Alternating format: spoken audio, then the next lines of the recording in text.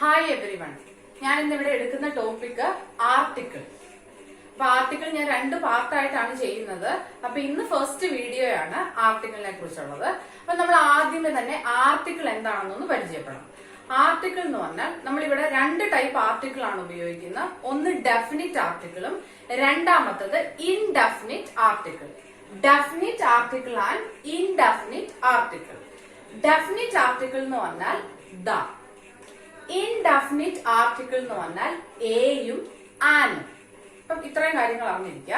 ഇനി നമ്മൾ ഇതൊക്കെ എവിടെയാണ് ഉപയോഗിക്കുന്നത് എന്നുള്ള കാര്യം അറിഞ്ഞിരിക്കണം. ഞാൻ ഫസ്റ്റ് ക്ലാസ്സിൽ ഉദ്ദേശിച്ചിരിക്കുന്ന ഇവിടെ നമ്മൾ ഇൻഡെഫിനിറ്റ് ആർട്ടിക്കിൾ ആയ എയിനെ കുറിച്ചും ആനിനെ കുറിച്ചും പറയാനുണ്ട്. അപ്പം എയും ആനും എവിടെ ഉപയോഗിക്കുന്നു എന്നാണ് അറിയുന്നത്. ഇനി എല്ലാവരും ശ്രദ്ധിക്കുക. നമ്മൾ സാധാരണയായിട്ട് നമ്മൾ സ്കൂളിലൊക്കെ പഠിച്ചിട്ടുണ്ട് എയും ആനും നമ്മൾ എവിടെയാണ് യൂസ് ചെയ്യുന്നത് എന്നുള്ള കാര്യം. എയും ആനും നമ്മൾ വൗവൽസിന്റെ കൂടെയാണ് യൂസ് ചെയ്യുന്നത്, അല്ലെ? വൗവൽസ് എന്ന് പറഞ്ഞാൽ ഏതൊക്കെയാണ് വൗവൽസ്? അഞ്ച് ലെറ്റേഴ്സ് ആണ് ഇംഗ്ലീഷിൽ നമ്മൾ വൗവൽസ് ആയിട്ട് ഉപയോഗിക്കുന്നത്. അതാണ് A, E, I, O, U. A, E, I, O, U. ഇതിന്റെ കൂടെ സാധാരണയായിട്ട്, എപ്പോഴും അല്ല, സാധാരണയായിട്ട് നമ്മൾ ഉപയോഗിക്കുന്നതാണ് ആൻ. ഇപ്പം ആൻ എയറോപ്ലെയിൻ, ആൻ എലിഫന്റ്, അങ്ങനെയാണ് നമ്മൾ പറയുന്നത് സാധാരണയായിട്ട്. പക്ഷെ നമ്മൾ PSC പോലത്തെ എക്സാമിന് വേണ്ടി പ്രിപ്പയർ ചെയ്യുമ്പോൾ ഇതിന് എവിടെയാണ് മാറ്റം വരുന്നത്, ഏത് കേസിലാണ് ഇത് മാറ്റി ഉപയോഗിക്കുന്നത് എന്നുള്ള കാര്യമാണ് നിങ്ങൾ കൂടുതലായിട്ടും കോൺസെൻട്രേറ്റ് ചെയ്ത് പഠിക്കേണ്ടത്.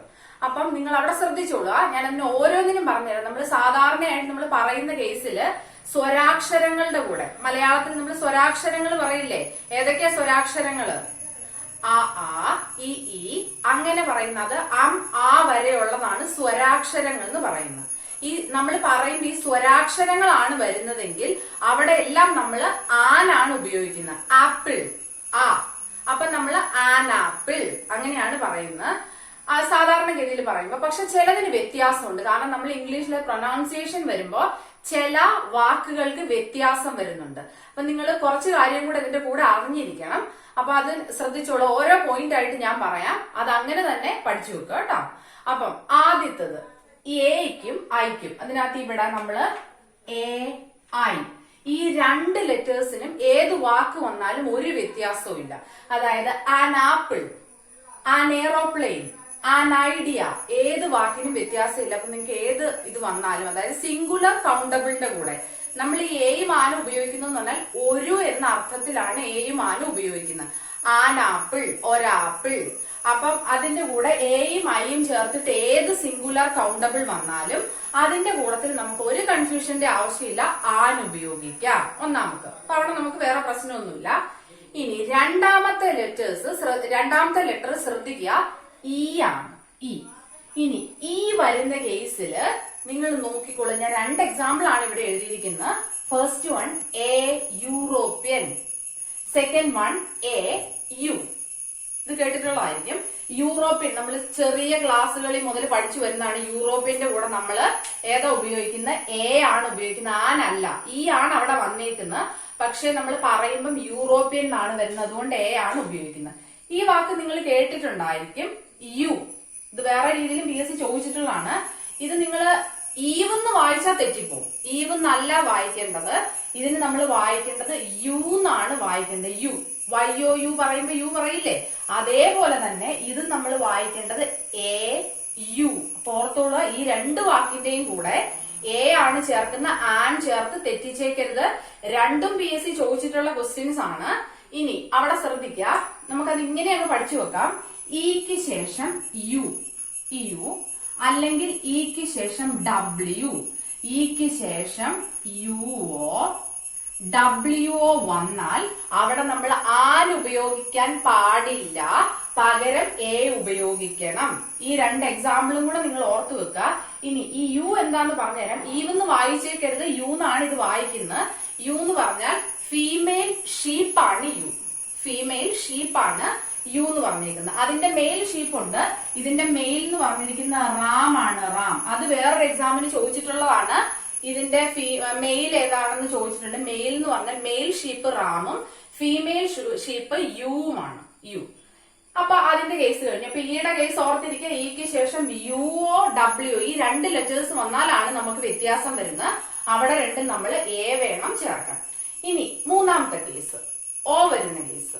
ഓയുടെ കേസിൽ നമ്മളിപ്പോ ഓറഞ്ച് ഒക്കെ വരുവാണെങ്കിൽ ഒരു വ്യത്യാസവും ഇല്ല, ആൻ ഓറഞ്ച്, വേറെ പ്രശ്നങ്ങളൊന്നുമില്ല. പക്ഷെ ഓ വരുമ്പോൾ 1 എന്ന് ചേർത്തിട്ടാണ് വരുന്നതെന്ന് വിചാരിക്കുക. 1 ചേർത്തിട്ടാണ് ആ വേർഡ് വരുന്നതെങ്കിൽ നമ്മൾ അവിടെ എ വേണം ഉപയോഗിക്കാൻ. എക്സാമ്പിൾ ഞാൻ പറയുന്നത് തന്നെ PSC ചോദിച്ചിട്ടുള്ള ക്വസ്റ്റ്യൻ ആണ്. വൺ ഐഡ് മാൻ. അപ്പൊ നമ്മൾ പറയാ എ വൺ ഐഡ് മാൻ എന്നാണ് ഇത് കൊടുക്കേണ്ടത്. A one eyed man, one eyed മാൻ.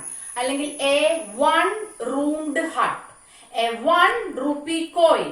1 ചേർത്തിട്ടാണ് വരുന്നതെങ്കിൽ ആൺ ചേർത്തേക്കരുത്, എ വേണം ചേർക്കാൻ. അപ്പം ഓയുടെ കേസിൽ ശ്രദ്ധിക്കുക, 1 ഉണ്ടോ എന്ന് വിചാരിക്കുക, നോക്കുക.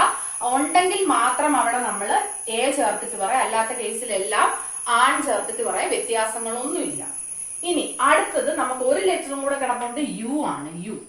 ഇനി യു വരുമ്പോൾ ശ്രദ്ധിച്ചോളുക, നമ്മൾ യുവിന്റെ കേസിൽ നമ്മൾ കുറെ പ്രാവശ്യം കേട്ടിട്ടുള്ള യൂണിവേഴ്സിറ്റി. യൂണിവേഴ്സിറ്റി എന്നുള്ള വാക്കിന്റെ കൂടെ നമ്മൾ ആൻ ഉപയോഗിക്കില്ല, എ യൂണിവേഴ്സിറ്റിനെ പറയുള്ളൂ. ഇതും PSC എടുത്തെടുത്ത് ചോദിച്ചിട്ടുള്ളതാണ്. എ യൂണിവേഴ്സിറ്റി എന്നാണ് പറയുന്നത്. കാരണം യുവിന്റെ കേസ് നമ്മൾ പ്രൊനൗൺസ് ചെയ്യുന്നത് നോക്കുക. മലയാളത്തിൽ ഇപ്പൊ നമ്മൾ പറയുമ്പോ യൂണിവേഴ്സിറ്റി യു എന്നാണ് വരുന്നത്. അതേപോലെ യൂഷ്വൽ തിങ് യു എന്നാണ് അവിടെ നമ്മൾ ഉച്ചരിക്കുമ്പോ വരുന്നത്. അതല്ല ഇപ്പൊ നമ്മൾ സാധാരണ രീതിയിൽ പറയും ആൻ. ആൻ വരുന്ന കേസ് ആൻ അംബ്രല്ല. അംബ്രല്ല എന്ന് പറയുമ്പോൾ എങ്ങനെയാണ് വരുന്നത്? ആനാണ് നമ്മൾ മലയാളത്തിൽ ആ എന്ന് ഉച്ചരിക്കുകയാണെങ്കിൽ അവിടെ എല്ലാം നമുക്ക് ആൻ ഉപയോഗിക്കാം. Normal case an. An umbrella, an umpire, അവിടെ ഒന്നും വ്യത്യാസമില്ല, ആൻ ചേർത്തിട്ട് പറയാം. പക്ഷേ യു എന്നൊക്കെയാണ് വരുന്നെങ്കിൽ അല്ലാതെ വേറെ എന്തെങ്കിലും പ്രൊനൗൺസ് ചെയ്യുവാണെങ്കിൽ അവിടെ എല്ലാം നമ്മൾ ചേർക്കേണ്ടത് എ ആണ്. ഇത് എക്സാമ്പിൾ ഓർത്തിരുന്നാൽ മതി. A university, a usual thing, ഇങ്ങനെയാണ് നമ്മൾ പറയുന്നത്.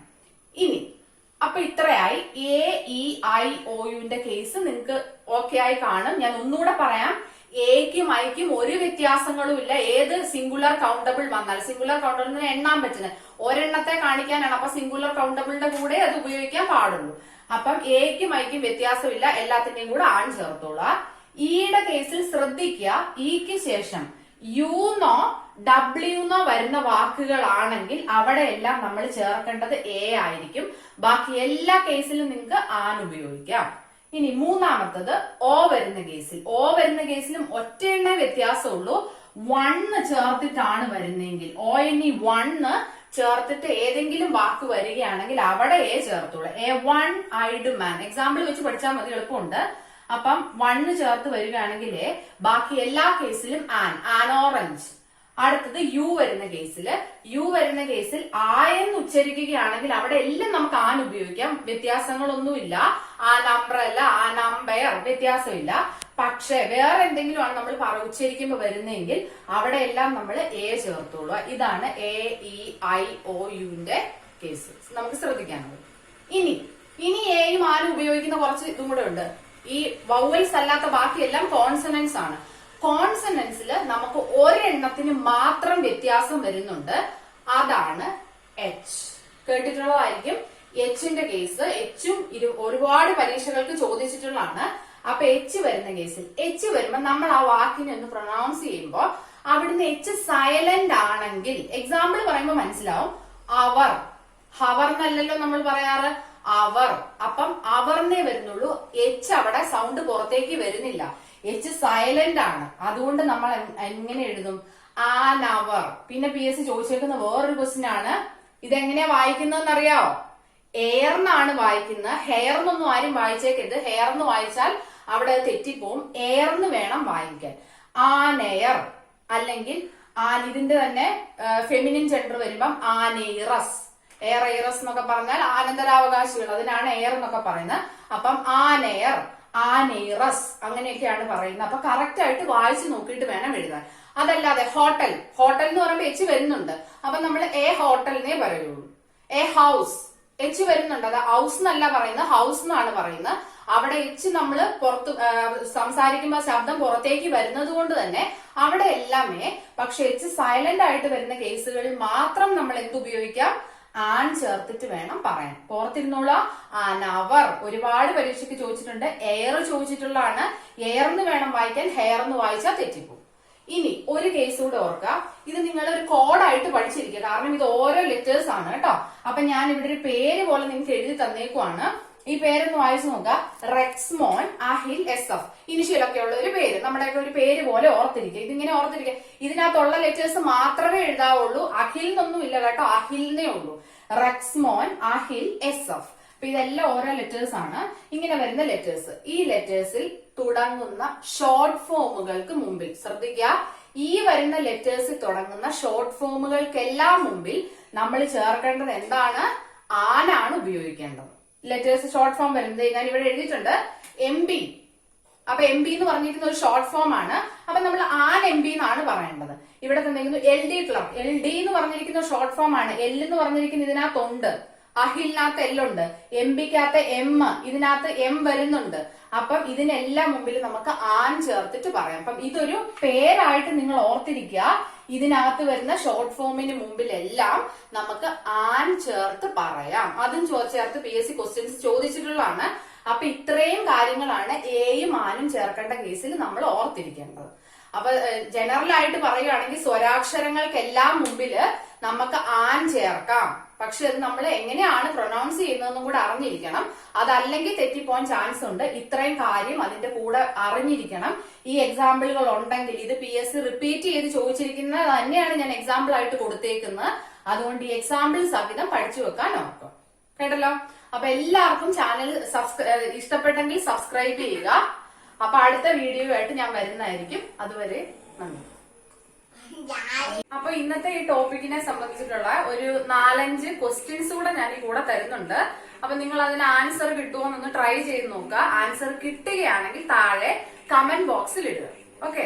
അപ്പൊ വീഡിയോ ഇഷ്ടപ്പെട്ടെങ്കിൽ എല്ലാവരും ലൈക്ക് ചെയ്യുക, ഷെയർ ചെയ്യുക, കമന്റ് ചെയ്യുക, സബ്സ്ക്രൈബ് ചെയ്യുക. Thank you.